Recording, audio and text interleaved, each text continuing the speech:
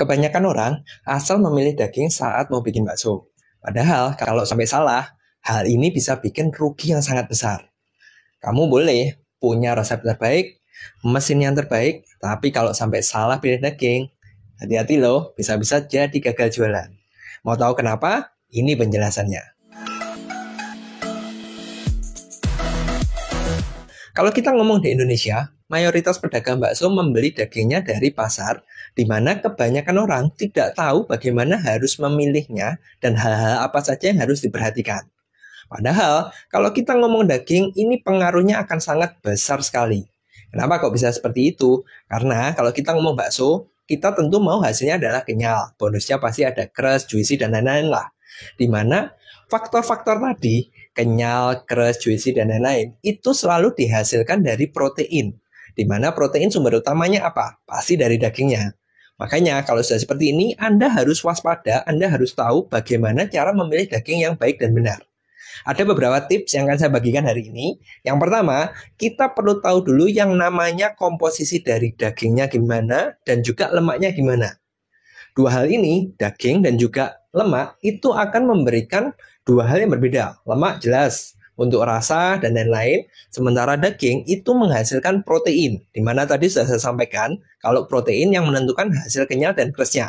Sementara kalau lemak, ini memberikan rasa yang lebih enak, tapi dari sisi tekstur, ini bisa bikin hasil bakso kita jelek. Makanya hal pertama yang harus diperhatikan adalah ketika kita mau memilih daging, pastikan komposisi lemaknya itu tidak terlalu banyak. Kalau ditanya bagian apa yang terbaik, sebenarnya macam-macam sih.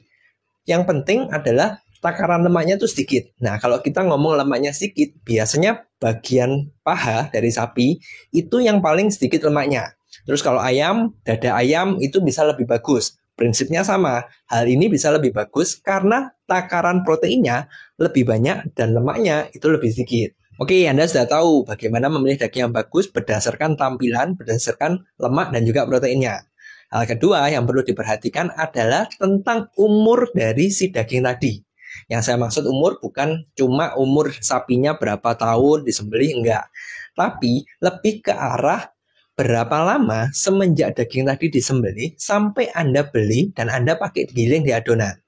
Kenapa kok seperti ini? Ini, kalau kita ngomong secara sains, semua jenis daging itu akan mengalami proses biokimia. Nah, kalau istilah biokimia mungkin mengerikan, sebenarnya enggak, ini proses yang natural pasti terjadi. Di mana yang paling simpel, sederhana, itu ada namanya proses rigor mortis. Rigor mortis ini berlaku di semua jenis daging, bahkan di manusia pun terjadi. Gampangnya gini, supaya Anda dapat penjelasan aja, saya nggak terlalu menjelaskan secara sains. Gampangnya gini, rigor mortis itu adalah sebuah proses di mana korelasinya adalah waktu. Semakin lama waktu yang dialami, akan semakin banyak protein yang mati. Nah, ciri-cirinya gampangnya gini. Kalau kita ngomong manusia lah, tadi kan saya sampaikan rigor mortis bisa di manusia, semua jenis daging kan. Kalau manusia meninggal, seiring berjalannya waktu tambah lama, Anda kalau perhatikan, biasanya tambah kaku. Jadi kalau kita masih hidup, ini bisa santai, rileks, ini kan. Sementara kalau mati, tambah lama, semakin panjang jedanya dari meninggalnya sampai dia berapa waktu nih, berapa jam atau bahkan sehari, itu akan semakin kaku. Nah, ini adalah proses rigor mortis, di mana sederhananya, saya bisa bilang banyak protein yang sudah tidak terlalu aktif, sebenarnya rumit sih, tapi untuk sederhananya tangkap aja konsepnya gitu, banyak protein yang sudah tidak aktif sehingga jadi kaku, istilahnya cross-link. Nah, semua jenis daging, mau sapi, mau ayam, dan lain-lain, itu pasti mengalami proses rigor mortis yang penting untuk Anda ketahui adalah jarak rigor mortis dari daging sapi, ayam, ikan, dan sebagainya, itu semua berbeda. Anda nggak perlu tahu berapa lama rigor mortisnya. Yang penting yang perlu Anda perhatikan adalah satu, semakin lama jeda waktunya, berarti proses rigor mortisnya ini kan berjalan. Otomatis kualitas daging Anda akan semakin jelek. Jadi gampangannya seperti ini. Anda sudah pilih jenis daging yang bagus, lemaknya sedikit, tapi umurnya lama. Nah, kalau sudah seperti ini, tentu hasilnya akan kurang bagus meskipun takaran proteinnya sudah banyak. Mungkin kalau pembahasan ini Anda langsung ingat, oh ya, ada orang-orang yang bilang kalau mau hasil bakso bagus, berhasil, itu mesti pakai daging yang fresh. Korelasinya benar, karena kalau dibandingin dengan frozen otomatis pasti sudah berhari-hari, berminggu-minggu, mungkin berbulan-bulan. Otomatis daging fresh tadi kualitasnya bisa lebih bagus karena masih banyak protein yang aktif. Tapi kalau diklaim supaya bakso berhasil harus selalu memakai yang fresh, nggak juga. Buktinya pabrik memakai daging frozen dan mereka masih bisa menghasilkan kualitas bakso yang bagus. Rahasianya apa? Rahasianya ada di pemakaian bahan yang berjenis fosfat. Di mana ini paling sederhana yang orang banyak tahu adalah STPP. Kalau mau yang lebih bagus, ada yang namanya blend fosfat. Kalau merek, ada seperti Wendapos.